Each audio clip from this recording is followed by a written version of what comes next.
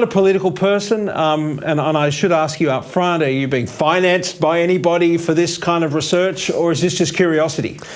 This has just come out of my own curiosity that I started digging into the gen cost, and it was a Twitter debate originally that kicked things off, and I just was tired of people throwing this gen cost graph back as a kind of king hit in a Twitter debate, and decided that I'd try to scratch my own curiosity and figure out what was actually in that method that showed such a tiny, tiny premium for the transmission and storage costs when I expected it to be something much bigger. And I just had to read in the detail, and I found exactly what the problem was.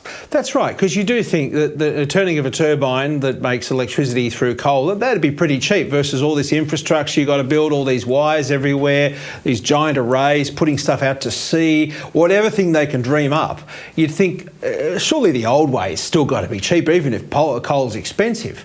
That's exactly the right question to ask, and I sort of ask that myself, all the time. Like, I would be surprised, as much as I'm still actually in favour of trying to reduce carbon emissions as much as we can, if it's affordable to do so.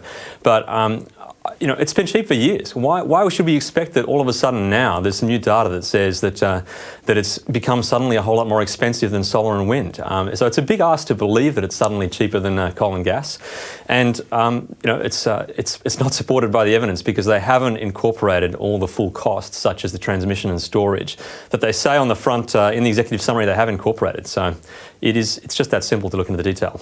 Now, the executive summary is kind of interesting, and that's all politicians read. They get this report, 97 pages, and they look and they go, right, executive summary, read one-page summary of the whole thing.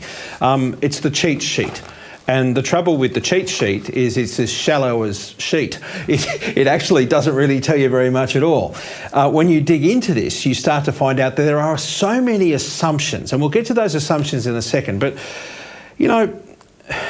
I keep hearing it said over and over again, of course wind is going to be cheaper. Of course it will, because it's the wind, it costs us nothing. Of course the sun will be cheaper because it's solar and the sun's always there, except when it's overcast, and et cetera, et cetera. But they always use that argument. And you kind of look at it and you go, what don't I get?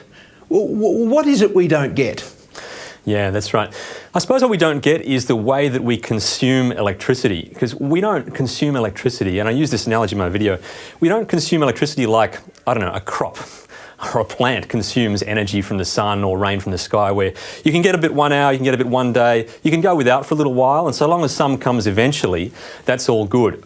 We consume electricity as a society much more like, my analogy is here, an animal needs oxygen. You need to breathe it all the time. You've got to have exactly the right amount all the time. And that's the problem with the renewables argument, that because we can collect free wind and free solar, it's free in these kind of scattered, intermittent splotches and splashes all over the landscape.